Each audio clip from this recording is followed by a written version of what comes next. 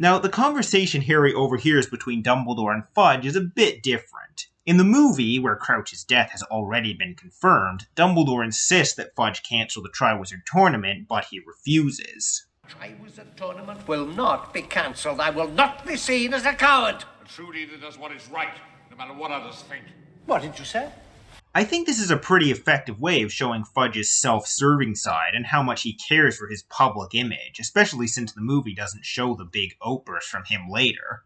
Also, the way Fudge looks at Dumbledore as they're leaving, already he's feeling threatened by him. In the book, they're discussing Crouch's mysterious disappearance. Dumbledore seems to think there's a connection between Crouch's disappearance and Bertha Jorkins's, but Fudge disagrees. He thinks that either Crouch snapped, went crazy, and wandered off somewhere. He wandered extremely quickly, if that is the case, Cornelius. Or that Madame Maxime had something to do with it, given that Crouch disappeared near the Beauxbatons carriage, as well as Maxime's half-giant status. Dumbledore, come. Don't you think you might be prejudiced in her favor because of Hagrid? They don't all turn out harmless, if indeed you can call Hagrid harmless with that monster fixation he's got. I no more suspect Madame Maxime than Hagrid. I think it possible that it is you who are prejudiced, Cornelius. In both versions, Moody then informs the two of them that Harry is outside the door. I do like how in the movie, Fudge immediately becomes all smiles when he sees Harry. Oh, Harry! Harry, how good to see you again. So Dumbledore, Fudge, and Moody leave to have a look around the grounds, leaving Harry alone in the office. The biting licorice snaps Dumbledore offers Harry in the movie are not in the book. In both versions, however, Harry discovers the Pensieve. I really like the design of it in the movie, both the Pensieve itself as well as the texture of the memories. Also, in both versions, Harry's curiosity gets the better of him and he falls into Dumbledore's memory. Again, I want to praise the sets in these movies. While maybe brighter than described in the book, this room looks pretty much how I pictured it. Also, I like this super intimidating cage the movie used in place of the chained chair from the books. I think the movie also did a good job of making it clear this is the past, with this brief moment of a wizard reaching through Harry to shake Dumbledore's hand. With all that being said, this is another scene that I actually feel would have benefited from not sticking so closely to the book's dialogue. Because of this, it ends up feeling a little rushed and awkward. Then again, maybe stuff like this only sticks out to me because I've read the books. People who haven't read them might not even notice. Before I really start going into the differences between the two versions though, there are a couple things I would like to mention about the movie scene. First of all, when Karkaroff accuses Snape, I love this exasperated look from Crouch when Dumbledore starts to defend Snape. It's like, ugh, not this speech again, Dumbledore. How many times has it been? I also love Karkaroff's performance throughout this scene, but especially when he starts accusing Barty Crouch Jr. You can just tell from the way he's talking that this was the ace up his sleeve in case none of his other names worked. He starts off calmly, building suspense, and then when he's talking about the torture of the Longbottoms, he starts acting outraged, playing to the audience's emotions. Finally, I just love the way he trolls Crouch by making it seem like he's accusing him at first. Give me the wretched name! Barty Crouch! Junior. Then there's Barty Crouch Jr. I like the way he stands up as Karkaroff starts describing his crimes, like, whoops, I'd better get out of here. That said, why did he run? I mean, it's his word, the son of an important ministry official, against that of a convicted Death Eater. Shouldn't he at least try to defend himself? This does also tie into my problem with the movie version of Barty Crouch Jr. in general. There's just no depth to his character. He's a one-note psychopath. That's it. And look, I love David Tennant, especially when he plays full-on psycho. Oh, please. I am new to love, but I know what it looks like. I do watch television. But they could have given him just a bit more to work with here. We don't get much of his character in the book either, but at least we're given enough to understand how he turned out the way he did. Anyway, let's talk about the book version of this scene now. In the book, this isn't just one memory, it's 3 different ones. The movie took the 3 memories from the book and combined them into one. Or rather, it combined 2 of the memories from the book and cut the other one. The first memory is Karkaroff's trial, and it's adapted pretty much straight from the book, with Karkaroff giving the names of fellow Death Eaters. The book does mention more than the movie does, including Antonin Dolohov, Travers, and Mulciber, but the Ministry has already caught them, so they weren't necessary to mention in the movie. Also, in the book, Moody doesn't have his magical eye yet at this point. It was actually a chunk of his nose that Evan Rosier took. And of course, we also get the reveal from Karkaroff of Snape being a Death Eater and Dumbledore defending him. This is another case of Dumbledore sounding rather annoyed or angry while saying something he actually said calmly in the book. Unlike in the movie, Karkaroff does not name Barty Crouch Jr. here. He was actually caught at a later date. So in the book, the only name of consequence Karkaroff gives is the spy, Augustus Rookwood. But apparently that one name was enough to fulfill his end of the deal with the Ministry, allowing him to walk. Kinda sucks, doesn't it? Sirius gets arrested without a trial, and Karkaroff gets to go free. The second memory, and the one that was cut from the movie, is a trial for Ludo Bagman. This is where we learn about him having unwittingly given information to Rookwood. Much to Crouch's fury, the jury unanimously agrees to let him go and praise him on his Quidditch skills. The third and final memory is by far the most serious one. It's a trial for 4 Death Eaters: Rodolphus Lestrange, his brother Rabastin Lestrange, his wife Bellatrix Lestrange, and Barty Crouch Jr. So yeah, this is actually our first glimpse of Bellatrix in the books. It's also worth noting that Crouch Jr.'s entire demeanor here is different than in the movie. Whereas in the movie, he gleefully reveals his evil nature to his father, in the book he's described as looking nothing short of petrified, and he keeps desperately pleading with his father, screaming that he's innocent. And his father, very coldly, talks over him and pronounces judgment on the 4 of them for their torture of the Aurors Frank and Alice Longbottom. Like in Bagman's trial, the jury is unanimous, but this time for conviction, and the audience is savagely delighted by the verdict. As Bellatrix proudly declares her loyalty to Voldemort, showing her confidence in his eventual return, Barty Jr. is horrified, screaming even more desperately and shouting, "I'm your son!" To which Crouch responds with that famous line, You are no son of mine. I do like that moment in the movie, as you can see and hear the heartbreak on his face and in his voice. But again, it's very different from the book, where he yells it furiously at his pleading son. This portrayal of the situation gives us a lot more sympathy for Barty Crouch Jr., and we're left wondering whether he even was guilty, or if Crouch simply threw his son under the bus to preserve his reputation. Of course, all sympathy is lost in the end when we learn that Jr. really was a Death Eater and was just faking here. But still, it emphasizes that things aren't as simple as Jr. just being a psychopath, which is what the movie makes it seem. It was his father's cold and neglectful attitude towards him that caused him to rebel and seek out a new father figure in Voldemort. So the real Dumbledore comes to pull Harry out of the Pensieve. In the movie, he tells Harry he's been searching through his memories for answers and hasn't been able to find any, again acting uncharacteristically frustrated for Dumbledore. Harry then tells him about the dream he had at the start of the year involving Crouch's son, and then asks if the dream was real. Dumbledore gives him a weirdly evasive answer and basically tells him not to dwell on it. This conversation is very shortened from the book and leaves out a lot of important information. In the book, Harry instead tells Dumbledore about the dream he had in divination class, and I just love this line. Professor, I was in divination just now, and I fell asleep. Perfectly understandable. Continue. Unlike in the movie, Dumbledore tells Harry straight up that the dream was probably real. Dumbledore also reveals that, like Harry, he has also been in contact with Sirius since he went into hiding, so he knows everything Harry told Sirius, including about his scar hurting over the summer. We then learn something important that is never explained in the movies, which is that Harry's scar burns both when Voldemort is near him and when he's feeling a particularly strong surge of hatred. The fact that the movies never explain this, I think, is a big mistake. Harry then asks Dumbledore about the memories he saw, and if the Longbottoms who were tortured were Neville's parents. Dumbledore confirms this and explains that they were tortured into insanity. Neville sometimes visits them, but they don't recognize him. In the movie, Harry never asks about this, and it's not brought up again, but we do learn what happened from Neville in the next movie, so this is ultimately fine. Though it could be a little confusing because Neville makes it sound like Bellatrix alone did it, when this movie clearly showed that Barty Crouch Jr. did it, or was at least involved. In the book, after Dumbledore explains all this to Harry, he asks him not to talk about it to anyone else, as Neville has the right to let people know when he is ready.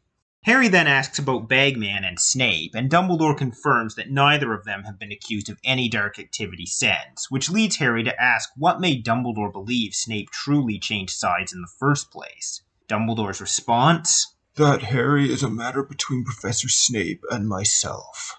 So in the movie, we get the scene with Snape threatening Harry with Veritaserum, and then cut straight to the third task.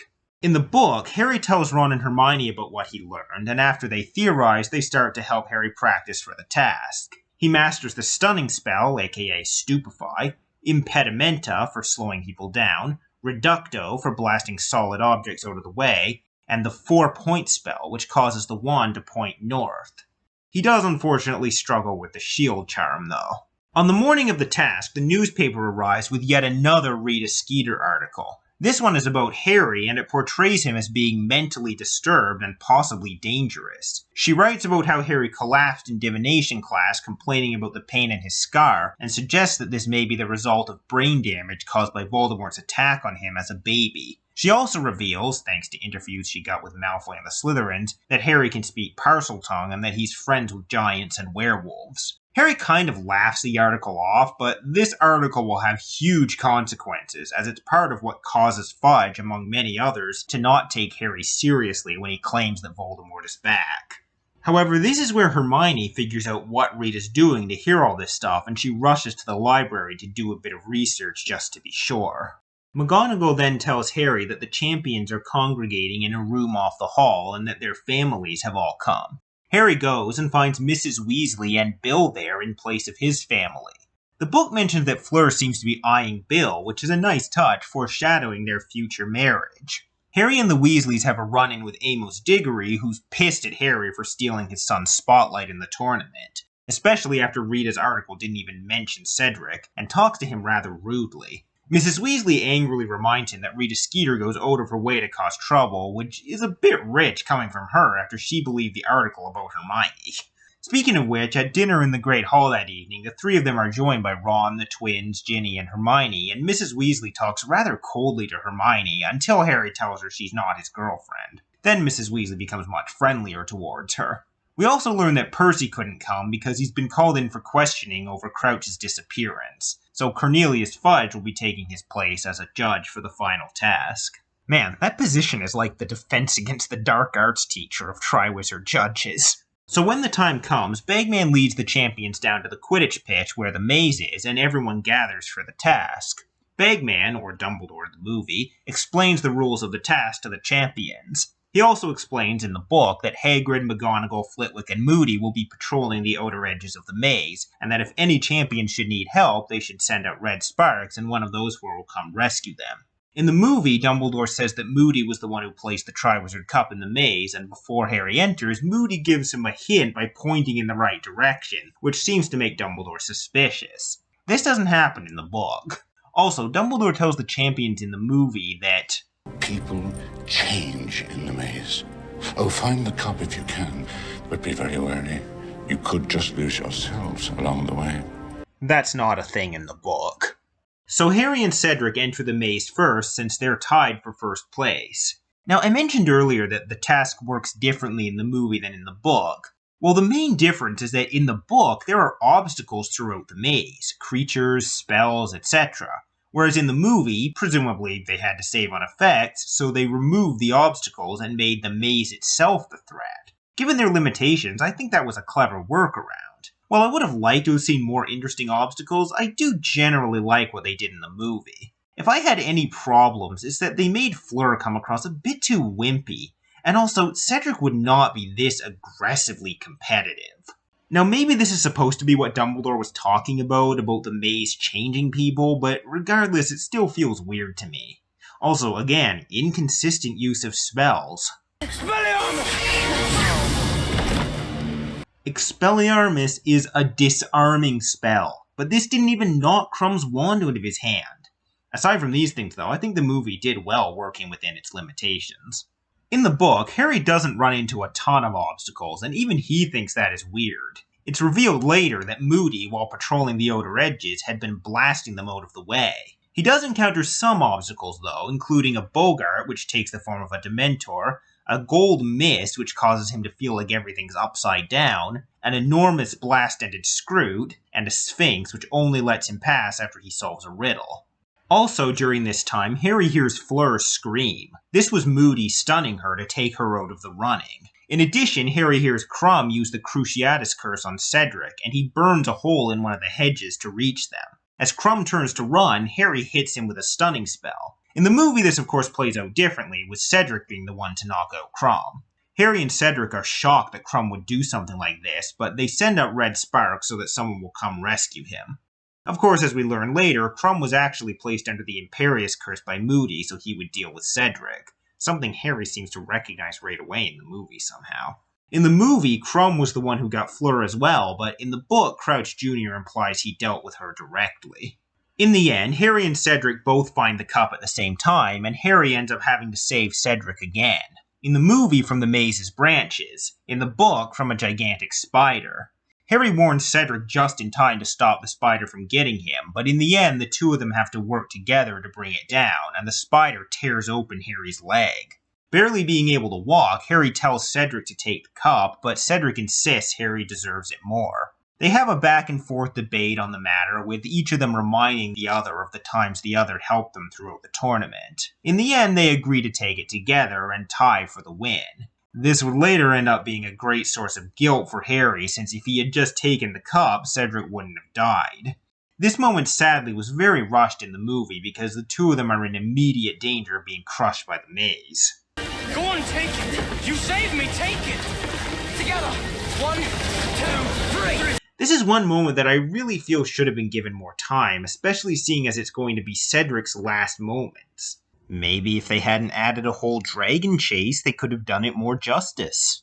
I will say though, I do kinda love this line. Some game, huh? Some game. So Harry and Cedric both grab the cup, and of course it takes them to the graveyard where Wormtail shows up with Voldemort and kills Cedric. This was a huge moment in both the books and the movies, as it's the first truly major death in the series. Sure, there's Harry's parents, but they were already dead when the story began. There's Quirrell, but he was a bad guy, so his death isn't one we really feel bad about. Hell, we don't even actually see him die in the book.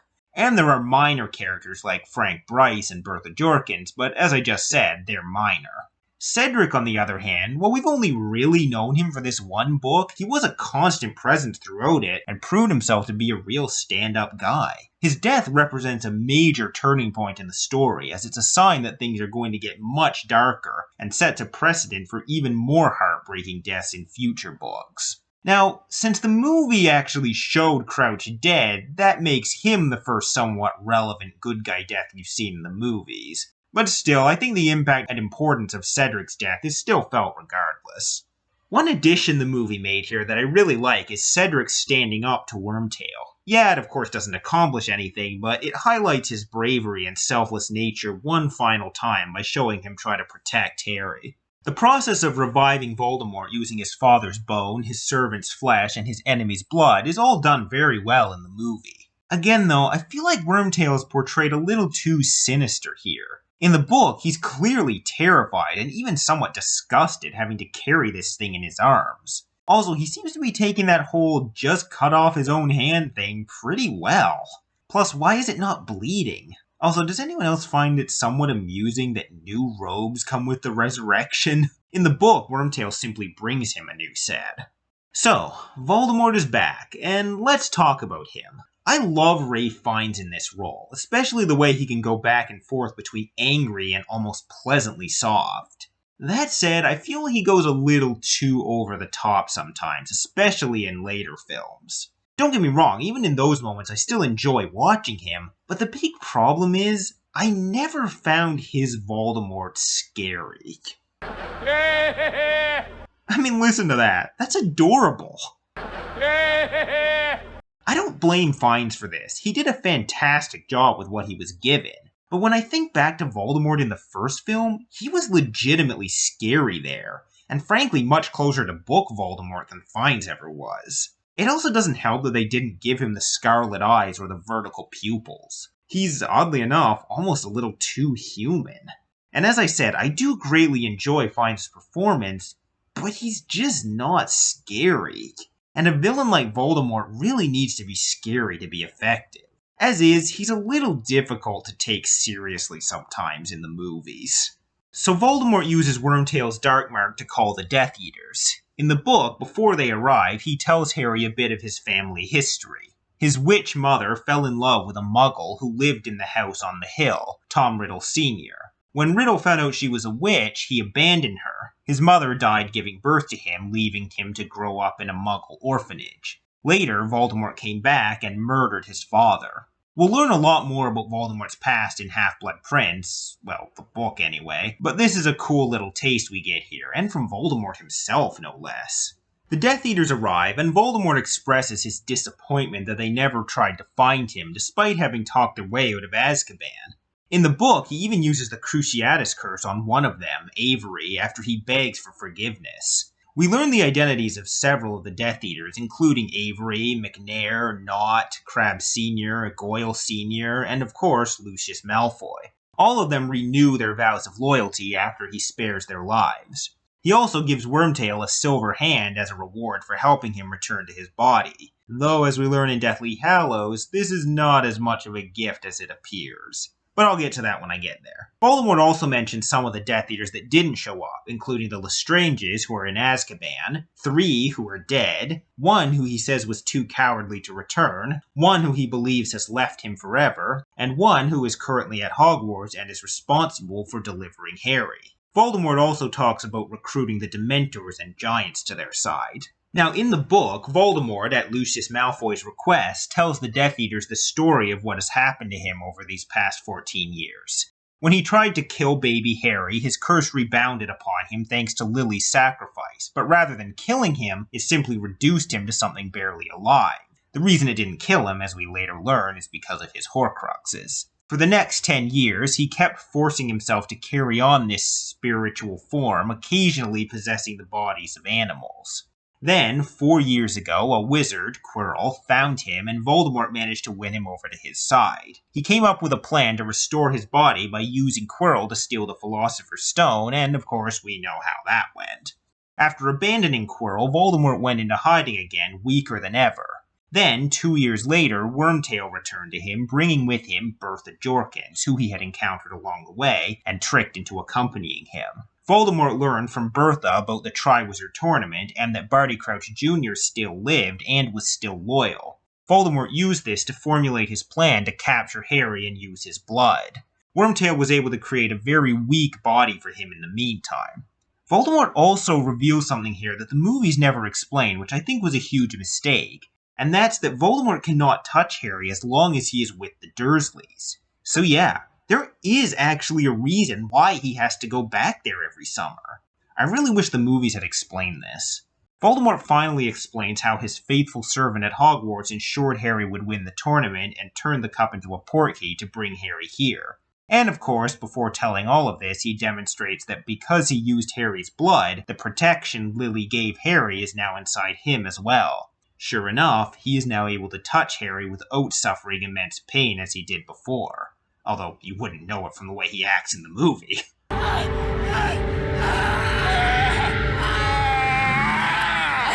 Little does he know, he's also giving Harry everlasting protection from himself, as we learn in Deathly Hallows.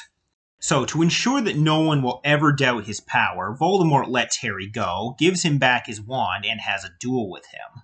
I think the duel was done well in the movie, and I don't know why, but I particularly like this part. After tonight, no one will ever again question my powers. After tonight, if they speak of you, they'll speak only of how you begged for death, and I, being a merciful lord, obliged. I guess that was the part where Voldemort really felt the closest to his book counterpart. I legit took him seriously there.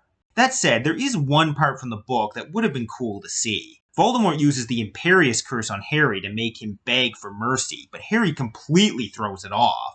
I do love the moment where he emerges from behind the gravestone to face Voldemort head on, though.